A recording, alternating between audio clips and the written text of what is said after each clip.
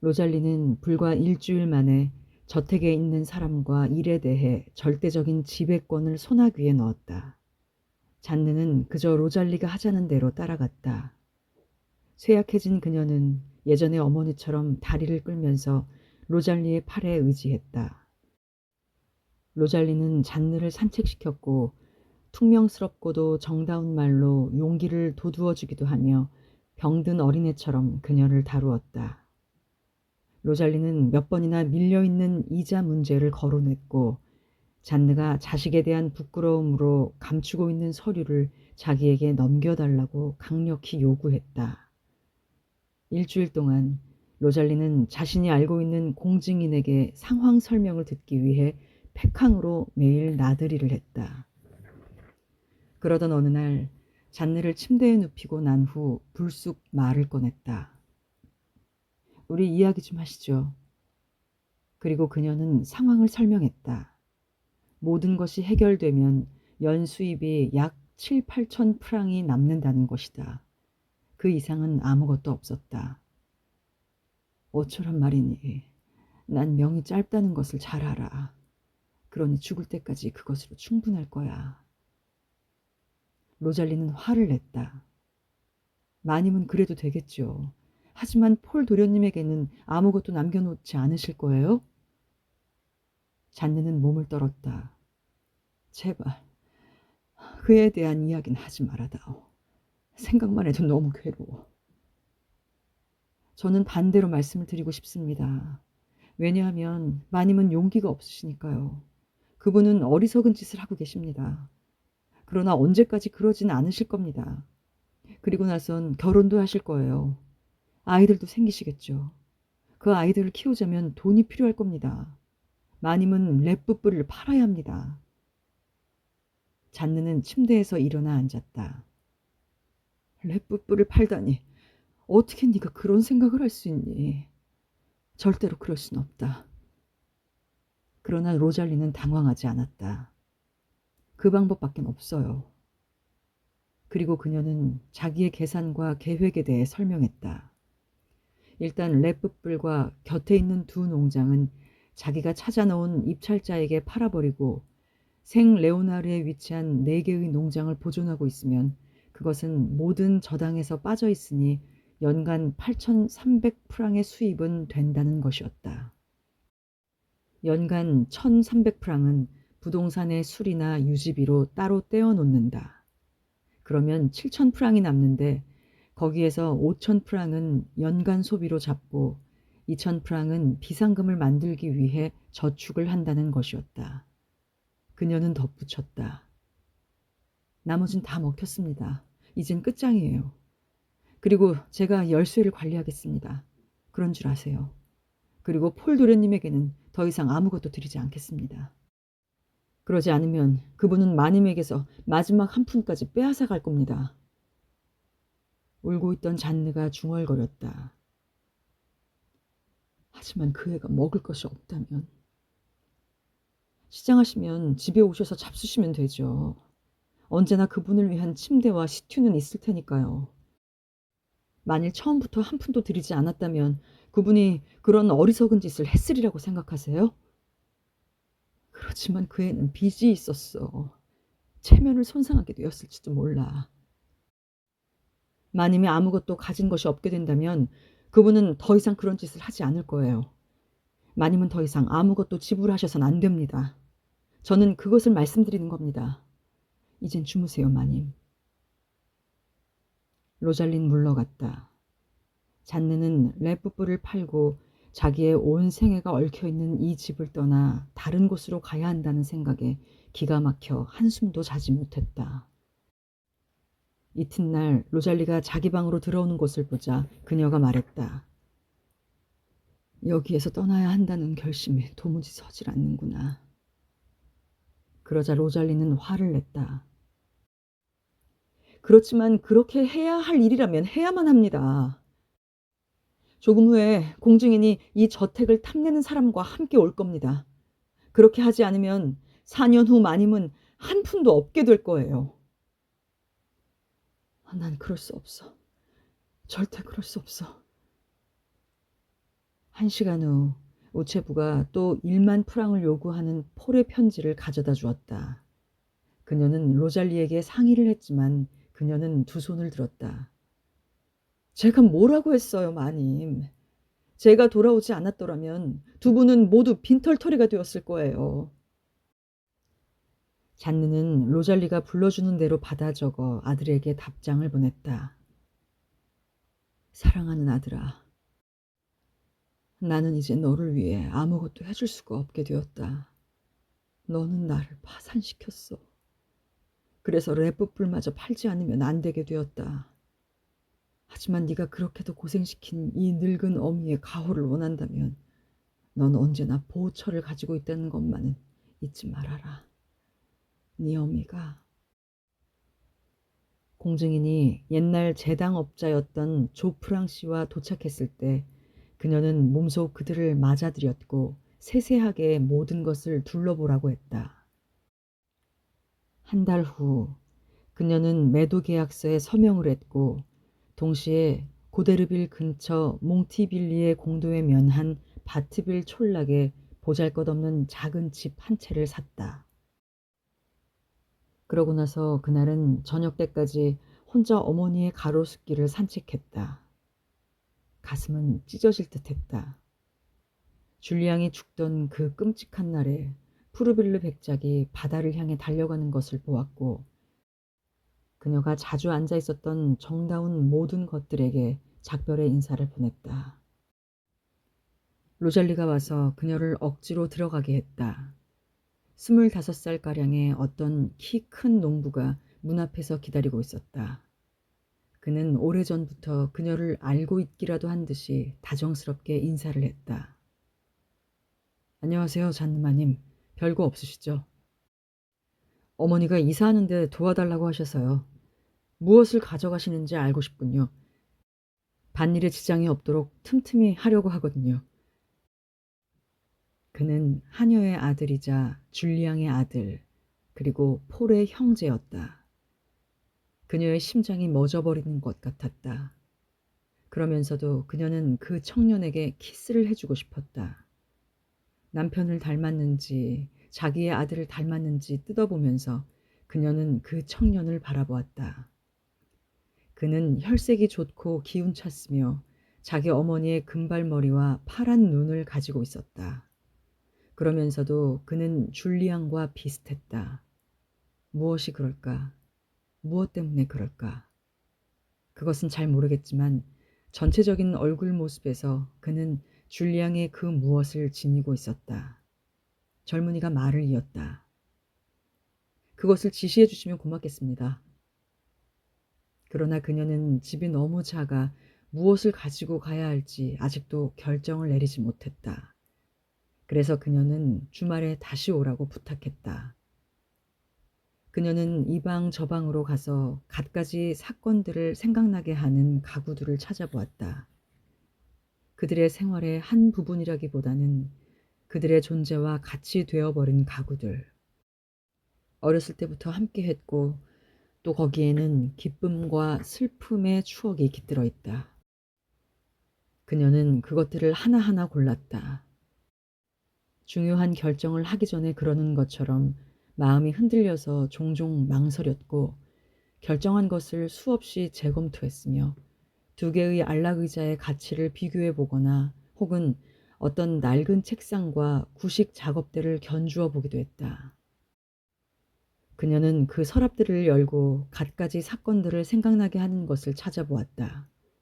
그러고 나서 그녀가 가지고 가야겠다는 생각이 들면 그 물건을 식당으로 내려보냈다. 그녀는 고미다락으로 올라갔다가 깜짝 놀라 그대로 서 있었다. 물건들이 아주 제멋대로 뒤죽박죽이 되어 있었던 것이다. 어떤 것들은 부서지고 어떤 것들은 그저 더럽혀졌을 뿐이고 어떤 것들은 까닭도 없이 거기에 올려다 놓은 것도 있었다. 그것들이 마음에 들지 않는다든지 다른 것으로 바꾸었기 때문이었다. 그녀는 오래된 자질구레한 실내 장식품들을 알아보았다. 15년이나 가지고 다녔던 대수롭지 않은 그 작은 낡은 물건들. 매일 보면서도 눈에 띄지 않던 것들이었다. 그것들이 다락방 속에서 발견되었는데 그 속에는 그녀가 여기에 도착했던 초기의 물건들도 있었다. 이건 결혼하기 며칠 전 어느 날 밤 내가 깼던 중국 찻잔이구나. 이건 어머니의 작은 램프고 아버지가 나무 울타리를 여시다가 부러뜨린 단장이구나. 그것들은 버림받은 것을 슬퍼하는 것 같았고 아무도 그 내력과 운명을 알지 못했고 아무도 그것들을 선택하고 사고 가지고 있고 사랑하던 사람들을 보지 못했으며 그것들을 정답게 만지던 손과 기쁘게 바라보던 눈을 아는 사람이 아무도 없다. 잔느는 쌓인 먼지 속에 손가락 자국을 내면서 그것들을 만져보고 둘러보았다. 그녀는 가져가고 싶은 물건을 한 무더기 만들어 놓고 아래로 내려가서 로잘리를 보내 그것을 찾아오도록 했다. 로잘리는 화를 내면서 이런 쓸데없는 것들을 내려오는 것을 거절했다. 그러나 잔느가 막무가내여서 복종해야만 했다. 어느 날 아침 그 젊은 농부 로잘리의 아들인 드니 르콕이 첫 번째 짐을 나르기 위해 짐수레를 가지고 왔다. 로잘리는 짐 부리는 일에 주의를 시켰고 놓아야 할 자리에 가구들을 내려놓기 위해 따라갔다. 혼자 남게 되자 잔느는 절망의 무서운 발작에 사로잡혀 저택의 방들을 누비고 다니기 시작했다. 가지고 갈 수 없는 모든 것, 거실의 장식 융단에 큰 백조며 오래된 촛대, 그녀가 만나는 모든 것에 입을 맞추었다. 로잘리는 돌아와서 기다리고 있었다. 새 집이 마음에 들어서 다만 길가에 있지 않을 뿐인 이 커다란 상자 같은 건물보다는 훨씬 좋다고 말했다. 잔느는 밤새도록 울었다. 저택이 팔렸다는 것을 알고 나서부터는 소작인들은 그녀에게 필요 이상의 경의를 표하지 않았고 자기들끼리는 아무 이유도 모르면서 그녀를 실성한 여자라고 불렀다. 떠나기 전날 그녀는 우연히 마굿간으로 들어갔다. 어떤 으르렁거리는 소리에 그녀는 움찔했다. 그것은 마사크리였는데 그녀는 그 개를 몇 달 동안이나 거의 생각해 본 적이 없었다. 개들이 거의 도달하지 못하는 나이에 이르러 눈이 멀고 중풍이 걸려있는 그 개는 아직도 집더미 위에서 살고 있었다.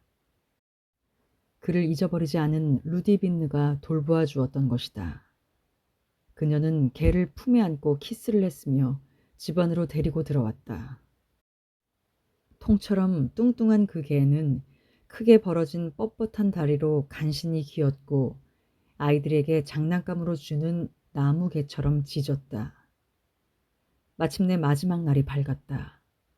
자신의 방은 가구를 치웠기 때문에 잔느는 줄리앙의 옛날 방에서 잤다. 그녀는 마치 많이 달리기라도 한 것처럼 기진맥진하고 헐떡거리면서 침대에서 빠져나왔다. 트렁크와 나머지 가구를 실을 마차에는 마당에서 벌써 짐이 실려 있었다. 바퀴가 둘 달린 다른 작은 마차에는 말이 메어져 있었는데 그것은 잔느와 로잘리를 태우고 가기로 되어 있었다. 시몽 영감과 루디빈느만은 새 주인이 도착할 때까지 남아있기로 했다. 그러고 나서 그들은 친척집으로 돌아갈 것이다. 잔느는 그들에게 적은 연금을 설정해 주었다. 게다가 그들은 저금한 것도 있었다.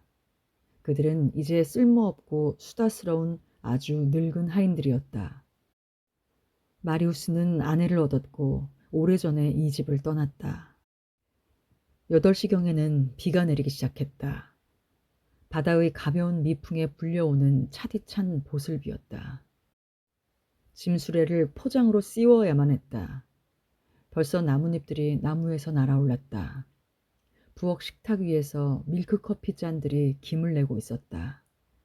잔느는 자기 잔 앞에 앉아서 한 모금씩 마셨다. 그리고 출발하려고 자리에서 일어섰다. 그녀는 모자를 쓰고 쇼를 둘렀으며 로잘리가 고무장화를 신겨주고 있는 동안 슬픔이 북받쳐 말했다. 생각나니? 우리가 여기로 오려고 루앙을 떠나던 때 얼마나 비가 왔었니? 그녀는 경련이 일어서 두 손을 가슴에 대고 쓰러져 의식을 잃었다. 1시간 이상이나 그녀는 죽은 듯이 그렇게 있었다. 그러다가 눈을 다시 뜨고 경련을 일으키더니 뒤이어 눈물이 쏟아졌다. 조금 진정이 되자 그녀는 자신이 일어날 수 없을 만큼 허약해졌음을 느꼈다. 그러나 로잘리는 출발을 지체하면 다른 발작이 일어날까 두려워 자신의 아들을 찾으러 갔다. 그들은 잔느를 붙잡아 일으켜 데리고 가서는 마차 안의 방수한 가죽 장식이 있는 나무 의자 위에 내려놓았다. 로잘리는 잔느 곁에 올라타 어깨에 커다란 망토로 덮어주었다. 그러고 나서 머리 위로 우산을 펴들고는 이렇게 소리쳤다. 출발하자. 마을 모퉁이를 돌아가자 누군가가 도로를 왔다 갔다 하고 있는 것이 보였다. 이 출발의 길목을 지키고 있는 듯 싶은 톨비악 신부였다. 그는 마차를 지나가게 하기 위해서 멈추어 섰다. 그는 길바닥에 물이 튈까 싶어서 한 손으로 자기의 옷자락을 걷어 올렸다. 검은 양말을 신은 마른 다리에는 진흙투성이에 큼지막한 구두가 신겨져 있었다. 잔느는 그의 눈길과 마주치지 않으려고 눈을 내리깔았다. 그러나 로잘리는 모든 것을 다 알고 있어서 미친 듯이 화를 냈다. 못된 인간, 채찍을 한번 후려쳐라. 그러나 로잘리의 아들은 조용히 지나가려고 했다. 하지만 하필 마차가 물 웅덩이에 빠지는 바람에 흙탕물이 튀었다. 신부는 발끝에서부터 머리끝까지 흙탕물로 흠뻑 젖었다. 기분이 좋아진 로잘리는 뒤를 돌아보면서 그에게 주먹을 휘둘렀다. 그러는 동안 신부는 그의 커다란 손수건으로 흙탕물을 닦고 있었다. 그들이 5분쯤 갔을 때 잔느가 갑자기 소리쳤다. 마사크르를 잊었구나. 드니가 내려서 개를 찾으러 달려간 동안 로잘리는 고삐를 잡고 있었다. 로잘리의 아들이 보기 흉하게 털이 빠진 큰 개를 안고 다시 나타나 두 여자의 치맛자락 사이에 개를 놓았다. 2시간 후 마차는 작은 벽돌집 앞에 멈추었는데 그 집은 큰 길가에 배나무들이 있는 과수원 한가운데에 세워져 있었다. 높은 울타리가 사방으로 이 땅을 둘러싸고 있고 이웃 농장과의 사이에 밭이 하나 있었다. 길에서 100보쯤 되는 앞에 대장간이 있었다. 가장 가까운 인가만 해도 1km는 떨어져 있었다. 잔느는 도착하자마자 쉬고 싶었지만 로잘리는 그녀가 부질없는 공상에 잠길까 두려워 허락하지 않았다. 고데르빌의 목수가 이사를 거들어주기 위해 거기에 와 있었다. 마지막 마차가 오기를 기다리는 동안 이미 실어다 놓은 가구들을 곧 배치하기 시작했다. 그것은 중요한 일로서 오래 생각하고 많은 추론을 필요로 하였다. 1시간 후쯤에 짐수레가 울타리의 모습을 나타냈다. 비가 내리는 속에서 짐을 풀어야만 했다. 어두워지자 집은 완전히 뒤죽박죽이 되었고 아무렇게나 쌓아놓은 물건들로 가득했다. 기진맥진한 잔느는 침대에 눕자 곧 잠이 들었다. 그 후 며칠은 그녀가 감상에 빠질 시간이 없을 만큼 할 일에 짓눌려 지냈다. 그녀는 새 집을 아름답게 꾸미는 일에 즐거움을 느꼈고 아들이 돌아오리라는 생각이 줄곧 머릿속에서 떠나지 않았다. 예전에 자기 방에 있던 장식 용단은 식당에 걸었고 식당은 동시에 거실로도 사용하기로 했다. 그녀는 2층의 두 방 중에 하나를 특별한 정성으로 꾸몄는데 마음속으로 거기에 포레방이라는 이름을 붙였다.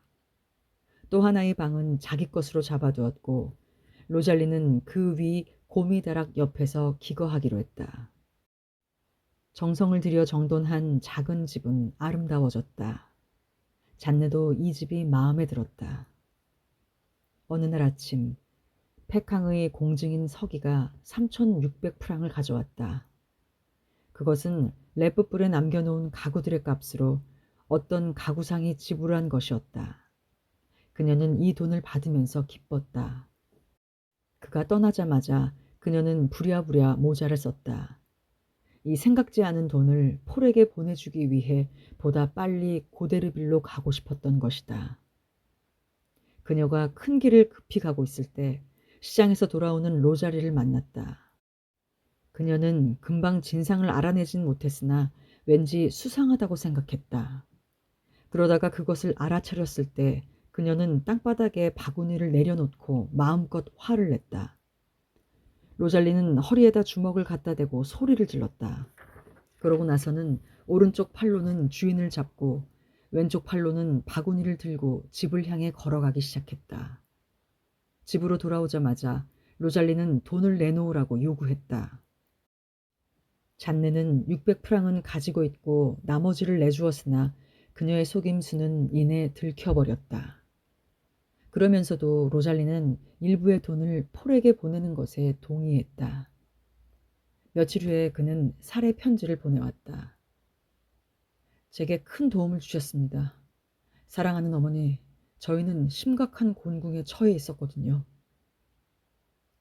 그러나 잔느는 바트빌에 그다지 익숙해지지 않았다. 그녀는 전보다 더 고독한 것 같았으며 더 버림받고 더 고립된 것 같은 생각이 줄곧 떠나질 않았다. 그리고 매일 그녀는 이 이상한 욕구의 이유를 알지 못한 채 불안해했다. 어느 날 저녁 무심코 뱉은 한마디가 그녀의 불안의 이유를 알려주었다. 그녀는 저녁을 먹으려고 앉으면서 이렇게 말했다. 바다가 보고 싶어. 그녀에게 그렇게도 부족했던 것, 그것은 바다였다. 25년 전부터 그녀의 위대한 이웃인 바다. 매일 아침 랫붓불의 창가에서 바라보던 바다. 자기도 모르는 사이에 한 사람을 사랑하듯 사랑하기 시작했던 바다. 마사크르 역시 극도의 불안 속에서 지내고 있었다. 도착한 날 저녁부터 부엌 찬장 밑에 자리 잡고 움직이질 않았다. 하루 종일 거의 꼼짝도 하지 않고 그대로 있었고 이따금 희미하게 신음소리를 낼 때만 돌아 눕는 것이었다. 그러나 밤이 되면 곧 자리에서 일어나 벽에 부딪히면서 정원의 문 쪽으로 기어가는 것이었다.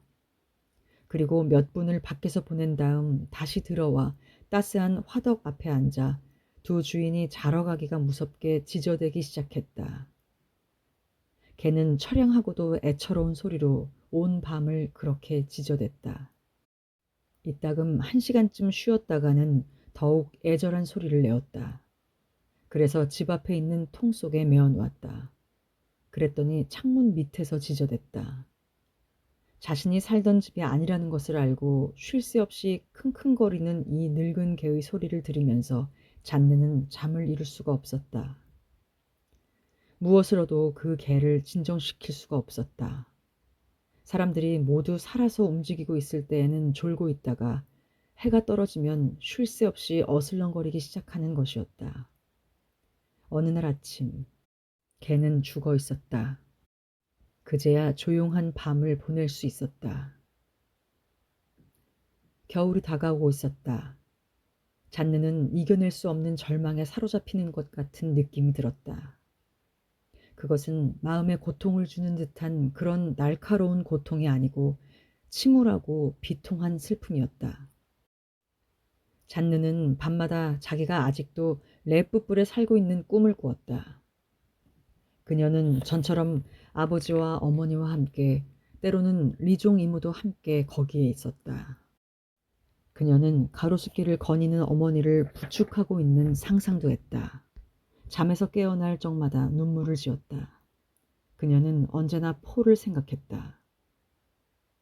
그 애는 무엇을 하고 있을까? 지금 어떻게 지내고 있을까? 가끔 내 생각을 할까? 그녀는 농장과 농장 사이에 나 있는 움푹 팬 길을 천천히 산책하면서 자신을 괴롭히는 생각들을 떠올려 보았다. 그러나 무엇보다도 질투심으로 괴로워했다. 이 증오가 아들을 찾으러 가는 것을 방해했다. 그녀를 똑바로 쳐다보며 묻는 정부가 보이는 것 같았다. 그녀는 아들에게 눈물겨운 편지를 썼다. 내 사랑하는 아이야. 제발 내 곁으로 돌아와다오. 나는 늙고 병들고 하녀 하나와 함께 1년 내내 혼자 지내고 있다는 것을 생각해다오. 나는 지금 길가의 작은 집에서 살고 있단다. 참 슬픈 일이지. 그러나 네가 여기에 있다면 내게는 모든 것이 달라지련만. 나는 세상에서 오직 너밖에 없다. 7년이나 너를 보지 못했구나. 너는 내가 얼마나 불행했으며 또 너에게 얼마나 마음을 의지했었는지 결코 알지 못할 것이다. 너는 나의 꿈이었고 유일한 사랑이었다. 그런데도 너는 나를 버리고 말았구나. 돌아와다오. 내 귀여운 폴. 돌아와 내게 키스해다오. 절망적인 손을 내밀고 있는 너의 늙은 어미 곁으로 돌아와다오. 그는 며칠 후에 답장을 보냈다. 사랑하는 어머니, 어머니를 뵈러 갈 수만 있다면 얼마나 좋겠습니까? 그러나 저는 동전 한 입도 없습니다. 돈을 얼마간 보내주신다면 돌아가겠습니다. 그렇잖아도 어머니께서 제게 바라시는 것을 들어드릴 수 있는 어떤 계획을 말씀드리기 위해 찾아뵈러 갈 작정이었습니다. 제가 처해 있는 역경 속에서 저의 반려인인 이 여자의 욕심없는 애정은 저에 대해 한이 없습니다. 그녀의 사랑과 그렇게도 충실한 헌신을 공개적으로 인정하지 않고 그냥 이대로 오랫동안 버텨둘 수는 없습니다. 그 여자는 어머님이 인정하실 만하게 아주 예의 바릅니다. 그리고 그녀는 매우 교양이 있고 독서도 많이 하고 있습니다. 어쨌든 어머님은 그녀가 항상 저에 대해서 그 무엇이라는 것을 생각조차 하실 수 없을 것입니다. 만일 제가 그녀에게 감사의 뜻을 표하지 않는다면 저는 짐승 같은 사람일 것입니다. 그래서 저는 그녀와 결혼하는 것을 어머님께 허락받기 위해 가겠습니다. 제가 집을 몰래 빠져나간 것을 용서하신다면 우리는 어머님의 새 집에서 모두 함께 살게 될 것입니다. 만약 어머님이 그녀를 만나시기만 하면 당장에 승낙해 주실 것입니다. 저는 그녀가 나무랄 데 없고 매우 품위가 있다는 것을 단언합니다. 어머님은 그녀를 사랑하시게 될 것이 확실합니다. 저로선 그녀 없인 살 수가 없습니다. 사랑하는 어머니, 저는 어머니의 답장을 학수고대하겠습니다. 그리고 우리는 진심으로 어머님께 키스를 보냅니다. 어머님의 아들 자작 폴 드 라마르. 잔느는 낙심했다. 그녀는 편지를 무릎에 놓은 채 꼼짝하지 않았다. 자기 아들을 끊임없이 붙들고 있는 그 여자. 한 번도 그 애를 가게 내버려두지 않는 그 여자. 절망에 빠진 노모가 자기 아이를 껴안고 싶은 욕망을 더 이상 견뎌낼 수 없게 되고 마음이 약해져 모든 것을 허락할 때를 기다리고 있는 그 여자의 술책을 눈치챘던 것이다. 그리고 그 쌍스러운 여자에 대한 폴의 그런 집요한 편애가 보여주는 엄청난 고통이 잔느의 가슴을 쥐어뜯었다. 그녀는 이 말만 되풀이했다. 그 애는 나를 사랑하지 않는다. 그 애는 날 사랑하지 않아. 로잘리가 들어왔다. 잔느는 더듬거리며 말했다. 이제는 그 여자와 결혼하고 싶다는구나. 하녀는 펄쩍 뛰었다. 허락하셔선 안 됩니다. 폴 도련님이 그 매춘부를 끌어들이겠다니 말도 안 됩니다. 그러자 잔느는 화를 내며 대답했다. 그건 절대 안 돼. 그 애가 오지 않겠다면 내가 만나러 가겠어. 그리고 그 계집애와 나중에 누가 그 애를 차지하나 보게 되겠지. 그녀는 당장에 폴에게 편지를 써서 자기가 가겠다는 것과 그 매춘부가 살고 있는 집이 아닌 다른 곳에서 만나자는 것을 알렸다. 그리고 답장을 기다리면서 그녀는 떠날 채비를 했다. 로잘리는 잔느의 속옷과 옷가지들을 낡은 가방 속에 넣기 시작했다. 로잘리는 어떤 옷, 낡은 나들이 옷을 접다가 소리쳤다. 입을 만한 것이 하나도 없군요. 이렇게 하고 가셔선 안 되겠어요. 사람들에게 창피를 당할 거예요. 그리고 파리의 귀부인들이 마님을 한여로 볼 거예요. 잔느는 로잘리가 하는 대로 내버려 두었다. 두 여자는 함께 고데르빌에 가서 녹색 체크 무늬의 옷감을 골라 양제사에게 맡겼다. 그러고 나서 그들은 참고될 만한 것을 얻기 위해 매년 2주일씩 파리로 여행을 하는 공증인 루셀 씨를 찾아갔다. 잔느는 28년이나 파리를 보지 못했기 때문이다. 그는 마차를 피하는 법이라든지 도둑을 맞지 않는 방법에 대해서 갖가지 조언을 해주었다. 그리고 돈은 옷의 안에다 꿰매고 꼭 필요한 것만 주머니 속에 넣으라는 충고도 해주었다. 그는 호텔 이름을 하나 알려주면서 자신의 이름을 대면 친절히 알아서 모실 거라며 어깨를 으쓱였다. 폴에게서 답장이 없었다. 그녀는 1주일을 기다렸고 다시 2주일을 기다렸다. 그리고 매일 아침 길가로 나가 우체부 앞으로 다가가 떨면서 묻는 것이었다. 제게 온 것은 아무것도 없나요? 그러면 그 사람은 언제나 이렇게 대답하는 것이었다. 이번엔 아무것도 없는데요, 마님. 폴이 답장을 하지 못하도록 방해하는 것은 그 여자다. 그래서 잔느는 당장 떠나기로 결심했다. 로잘리를 데리고 가고 싶었지만 그녀는 여행 비용이 많이 들까봐 따라가지 않겠다고 했다. 게다가 로잘리는 주인이 300프랑 이상을 가져가는 것을 허락하지 않았다. 돈이 더 필요하시면 제게 편지를 보내세요. 그러면 공증인에게 가서 붙여드리도록 할게요. 만약 마님께 돈을 더 드린다면 폴 도련님이 그걸 가져가실 테니까요. 12월의 어느 날 아침, 두 여자는 그들을 역에까지 데려다주기 위해 찾아온 드니 르콕의 마차에 올랐다. 그들은 우선 기차표 값을 알아보고 나서 모든 것이 해결되고 가방도 붙인 후 철로 앞에서 기다렸다. 기차가 어떻게 움직이는가를 알려고 애쓰고 그 신기함에 너무 정신이 팔려 여행의 슬픈 이유는 잊어버릴 정도였다. 멀리서 기적 소리가 나고 그들은 고개를 돌렸다. 안녕히 다녀오세요, 마님. 좋은 여행이 되시고요. 기차가 파리로 들어갔을 때는 이미 저녁이었다. 어떤 심부름꾼이 잔느의 가방을 빼앗아 들었다. 당황해진 그녀는 그 남자를 놓칠까봐 두려워서 그의 뒤를 거의 뛰다시피 따라갔는데 혼잡한 군중 속을 지나는데 서툴러서 남에게 떠밀면서 그를 쫓아갔다. 호텔에 이르자 그녀는 다급히 말했다. 루셀 씨의 소개로 왔는데요. 여주인은 거대한 몸집의 신중한 여자였는데 사무실에 앉아서 이렇게 물었다. 그게 누구지요, 루셀 씨가? 잔느는 당황해하며 말했다. 고데르빌의 공증인인데 해마다 여기에서 묵으신다더군요. 뚱뚱한 여자가 말했다. 그럴 수도 있겠죠. 저는 그분을 모릅니다. 방을 원하시죠? 네. 그러자 보이가 그녀의 짐을 들고 앞장서서 계단을 올라갔다. 그녀는 가슴이 죄어드는 것 같았다.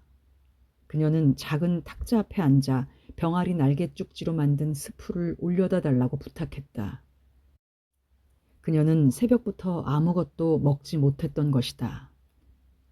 그녀는 촛불 밑에서 처량하게 식사를 하면서 신혼여행에서 돌아오는 길에 바로 이 도시를 지나갔다는 것, 줄리앙의 성격이 파리에 체류할 때 처음으로 드러났다는 것을 회상했다. 그때 그녀는 젊었었고 자신감이 있었으며 꿋꿋했었다.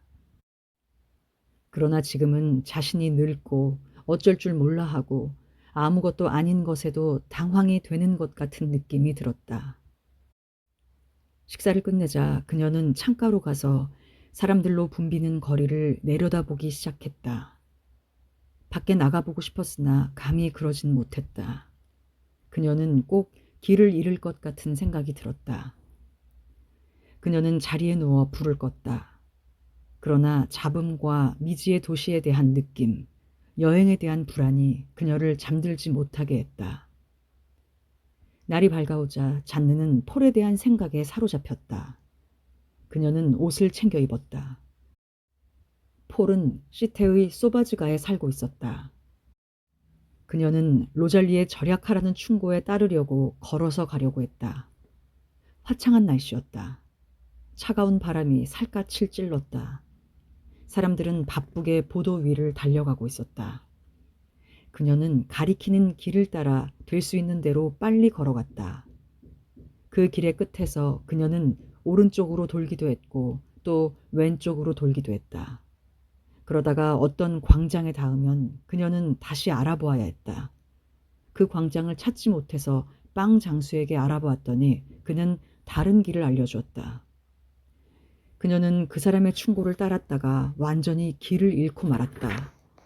그녀는 이제 미친 듯이 그저 무턱대고 걸어갔다. 마차꾼을 불러야겠다는 결심을 했을 때 세느강이 보였다. 그래서 그녀는 강변을 따라서 갔다. 약 1시간 후에 그녀는 소바지가로 들어섰는데 그곳은 아주 어두운 일종의 골목길 같은 곳이었다. 그녀는 그 문 앞에서 걸음을 멈추었다. 너무도 마음이 벅차 한 발자국도 더 이상 떼어놓을 수가 없었다. 그 애가 여기 이 집에 있다. 폴이. 그녀는 무릎과 손이 떨리는 것을 느꼈다.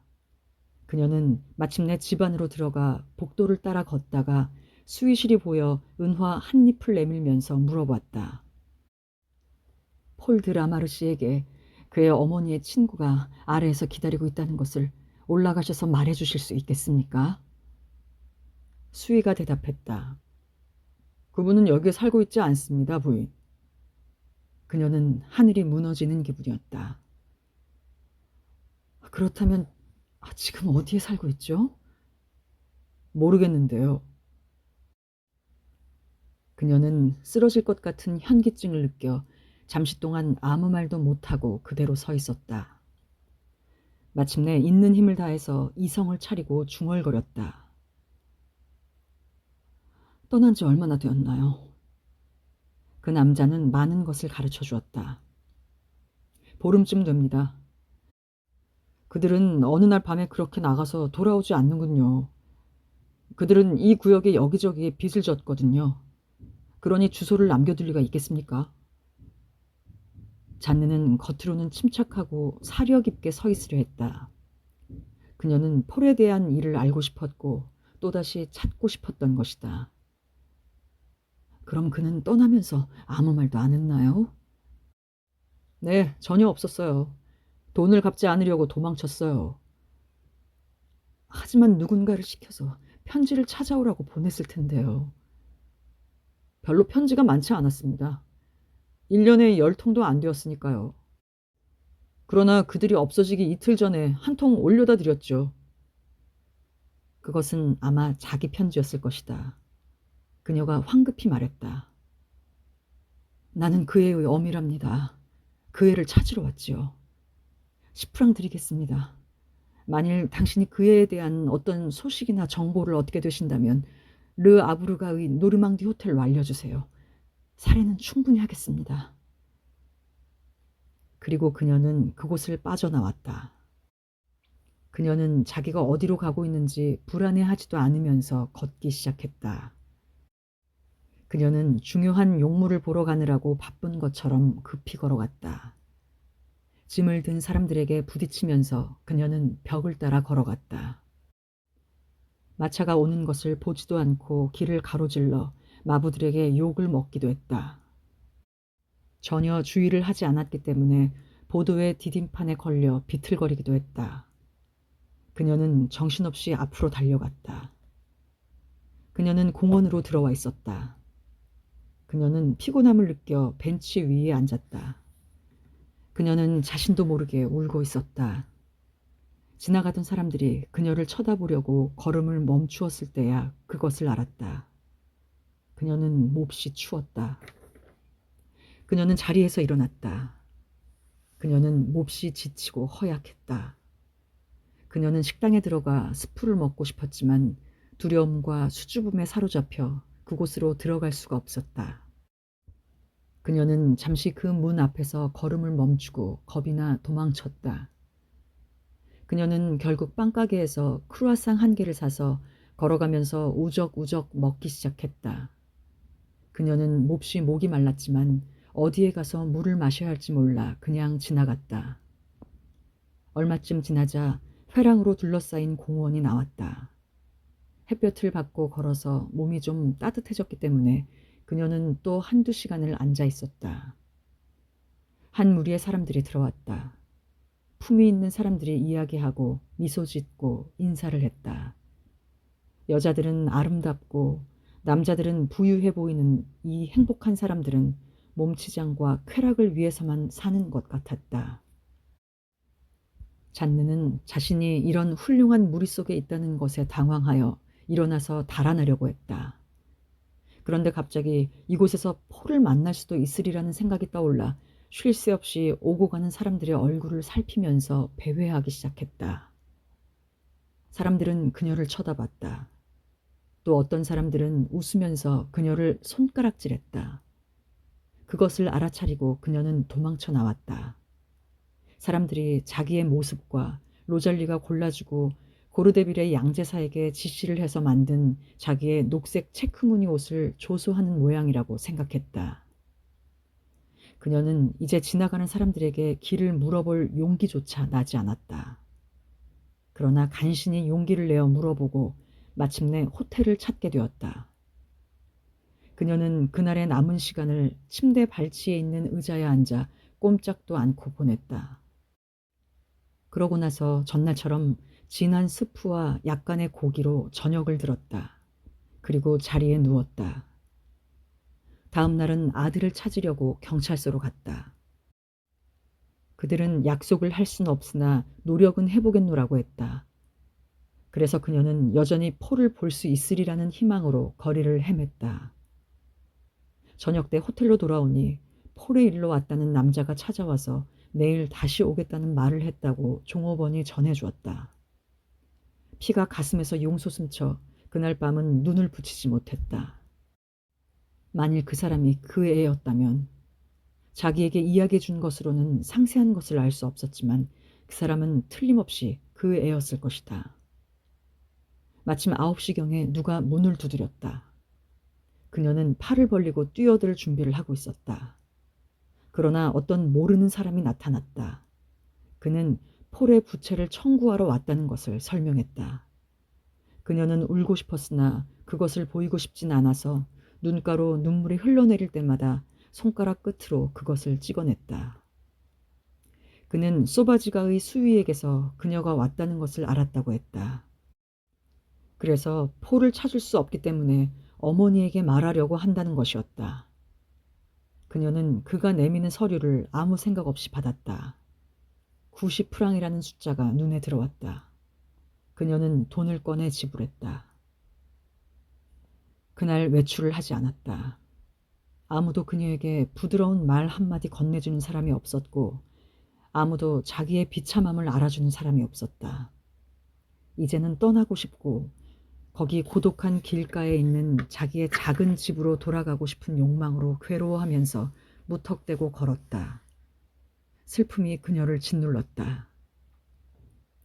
어느 날 저녁 한 통의 편지와 200프랑을 받았다.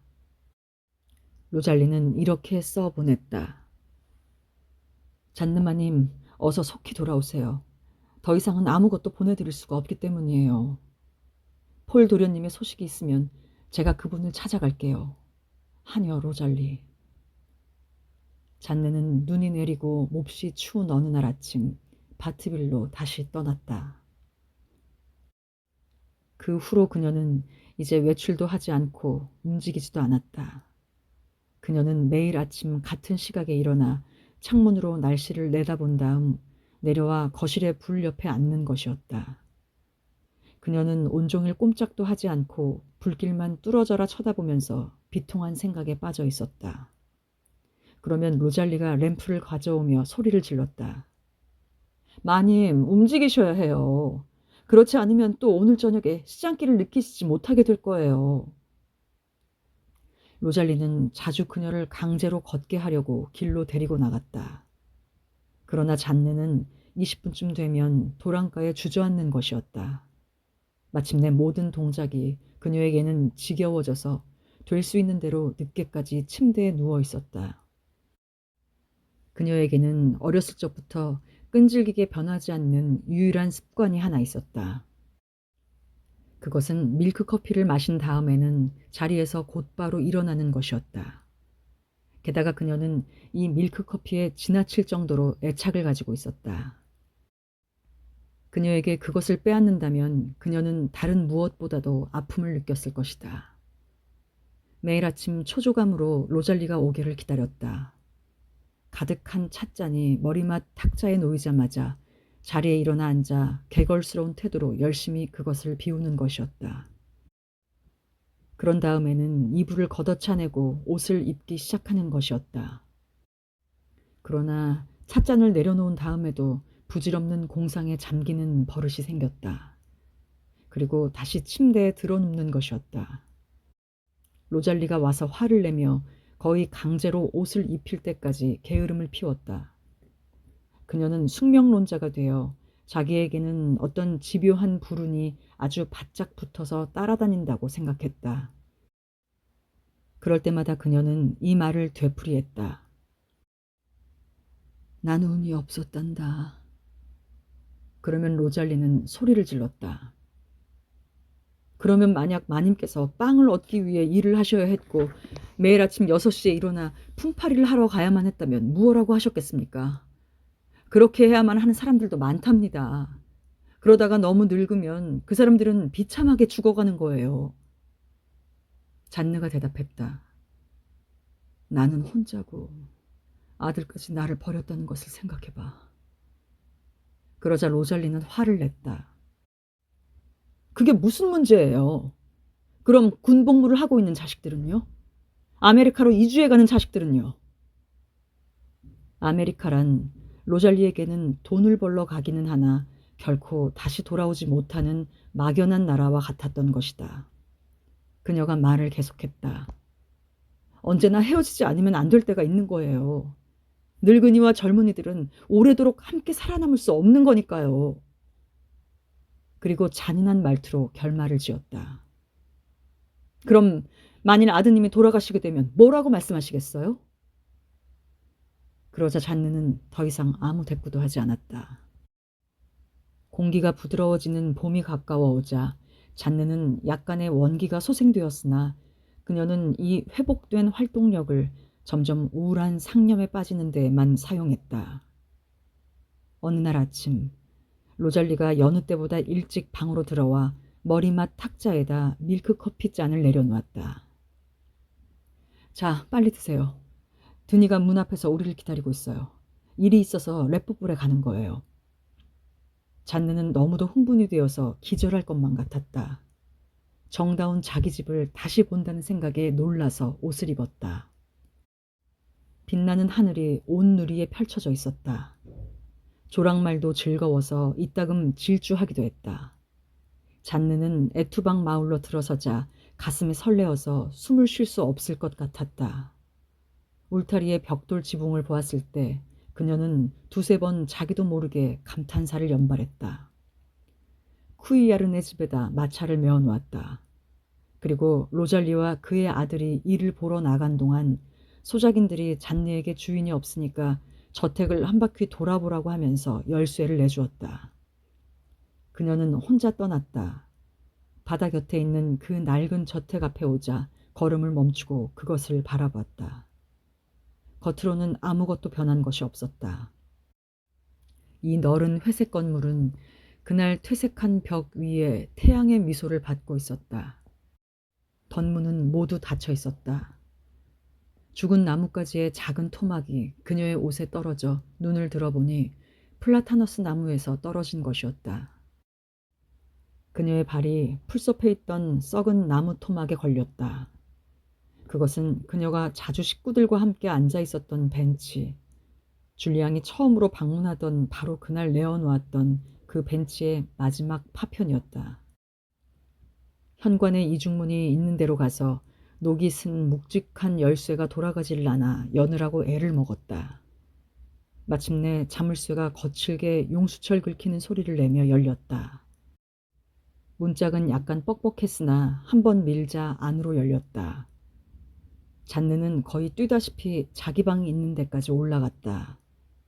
밝은 벽지로 도배가 되어서 그 방은 알아보지 못했지만 창문을 열고 그녀는 멀리 움직이지 않는 듯한 갈색 돛이 점점이 흩어져 있는 바다와 광야, 느릅나무, 작은 숲, 그토록 사랑했던 그 수평선 앞에서 뼛속까지 감동이 되어 그대로 서 있었다. 잔느는 그 비어있는 커다란 집을 돌아다니기 시작했다.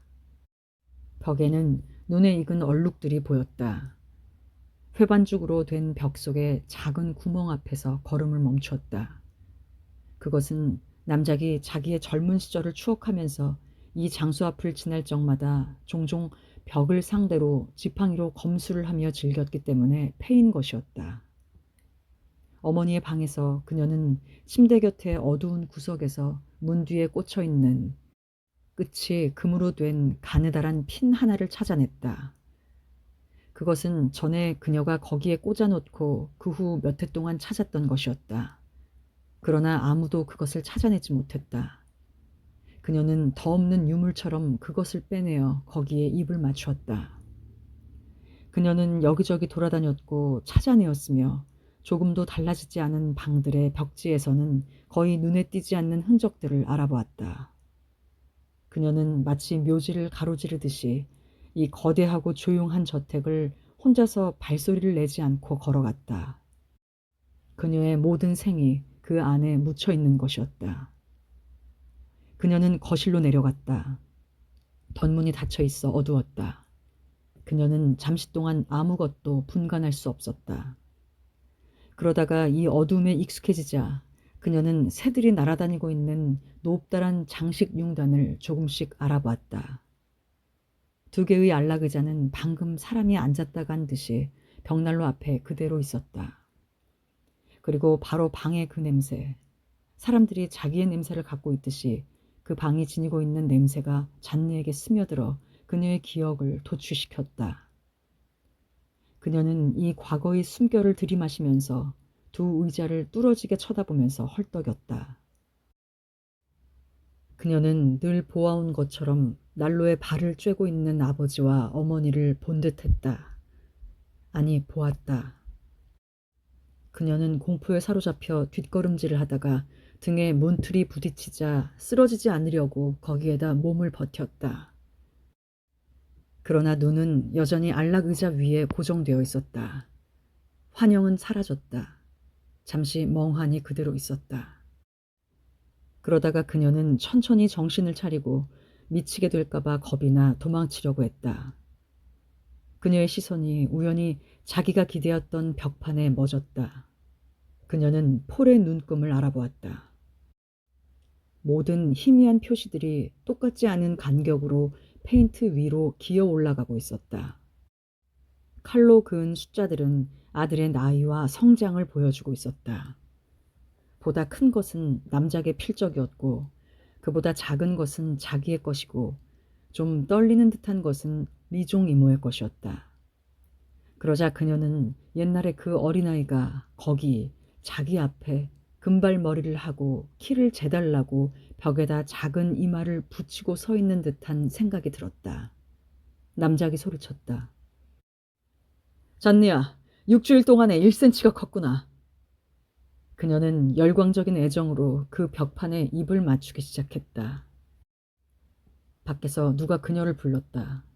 로잘리의 목소리였다. 모두들 마님과 함께 점심을 들려고 기다리고 있어요. 그녀는 정신없이 밖으로 나갔다. 그리고 자기에게 건네는 말들을 이제 아무것도 이해하지 못했다. 주는 것을 먹고 무슨 이야기인지도 모르고 말하는 것을 들으며 자기의 건강에 대해서 묻는 듯한 소작인들과 이야기를 했고 포옹하는 대로 가만히 있었다. 나무들 사이로 저택의 높은 지붕이 보이지 않게 되자 그녀는 가슴이 찢어지는 아픔을 느꼈다. 마음속으로 자기 집에 영원한 이별을 고한 듯한 느낌이 들었다. 그녀가 새 집으로 들어가려는 순간 문 밑에서 하얀 그 무엇이 눈에 띄었다. 그것은 자기가 없는 사이에 우체부가 밀어넣고 간 편지였다. 그녀는 곧 그것이 폴에게서 온 것이라는 것을 알았고 괴로움으로 떨면서 뜯어보았다. 사랑하는 어머니, 제가 이제야 편지를 보내는 것은 어머니가 소용없는 파리 방문을 하시지 않도록 하기 위해서였습니다. 저는 지금 엄청난 불행의 타격으로 큰 어려움에 처해 있습니다. 제 아내는 딸을 출산한 후에 죽어가고 있습니다. 사흘이 되었습니다. 그리고 전 한 푼도 없습니다. 어린애를 어떻게 해야 할지 몰라 문지기의 아내가 우유로 키우고 있습니다만 그 아이를 잃게 될까봐 겁이 납니다. 어머님께서 맡아주실 수는 없을까요? 제가 전적으로 해야 한다는 것은 알고 있지만 그 애를 남의 집에 보내어 기르자니 돈이 없습니다. 빨리 답장해 주세요. 어머니를 사랑하고 있는 아들 폴. 잔느는 간신히 로잘리를 부르고 의자에 주저앉았다. 두 사람은 함께 편지를 다시 읽은 다음 오랫동안 아무 말 없이 그대로 있었다. 마침내 로잘리가 말했다. 제가 그 아이를 데리러 가겠어요. 그렇게 내버려둘 순 없죠. 그러려무나. 두 사람은 또다시 잠자코 있었다. 그러다 로잘리가 말했다. 모자를 쓰세요, 마님. 고데르빌의 공증인 사무실로 가십시다. 만일 그 여자가 죽게 된다면 폴 도련님은 훗날 어린아이를 위해서라도 결혼하셔야 합니다. 잔느는 한마디 대꾸도 없이 모자를 썼다. 고백하기 어려운 어떤 심오한 기쁨이 그녀의 가슴에 스며들어왔다. 아들의 정부가 죽어가고 있는 것이다. 공증인은 로잘리에게 상세한 지시를 해주었고 그녀는 그것을 몇 번이고 반복하게 해서 실수를 저지르지 않을 확신이 서자 말했다. 아무 염려 마세요. 이젠 제가 책임지겠습니다.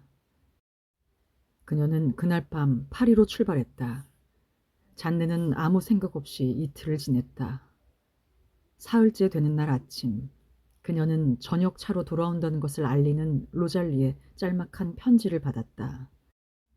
3시경에 그녀는 로잘리를 마중하기 위해 돼지빌 역에까지 그녀를 데려다줄 이웃집 마차에 말을 매게 했다. 그녀는 플랫폼에 서서 멀리 지평선 끝에서 가까워졌다가 멀어져가는 레일의 곧바른 선을 바라보고 있었다. 이따금 그녀는 시계를 쳐다보았다. 그러나 아득한 선로 위에는 아무것도 나타나지 않았다. 그러다가 갑자기 흰 얼룩 연기가 보였다. 그러더니 그 아래에 검은 점이 커지면서 전속력으로 달려왔다. 마침내 요란한 기계가 속력을 늦추었고 기적소리를 내면서 열심히 승강구를 살피고 있는 잔느 앞으로 지나갔다. 여러 문들이 열리고 사람들이 내렸다.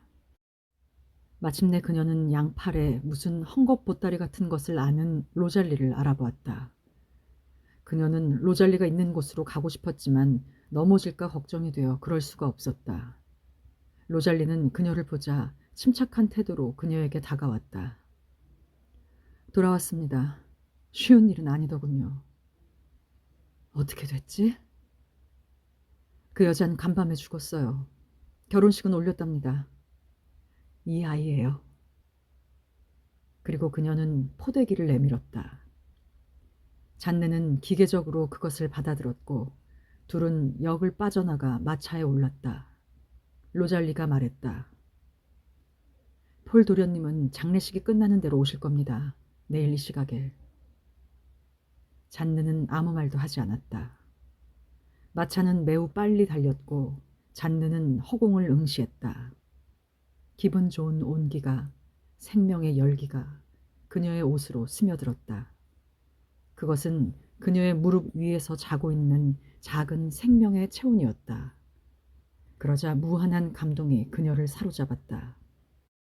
그녀는 어린애의 얼굴을 보았다. 자기 아들의 딸, 여리디 여린 그 피조물이 강한 빛을 받아 입을 옴죽거리면서 파란 눈을 뜨자 잔느는 두 팔로 들어올려 미친 듯이 키스를 퍼붓기 시작했다. 그러자 로잘리가 장난스럽게 말렸다. 그만하세요. 아이를 울리시겠어요. 그리고 나서 덧붙였다. 인생이란 사람들이 생각하는 것처럼 그렇게 행복한 것도 불행한 것도 아닌가 봐요.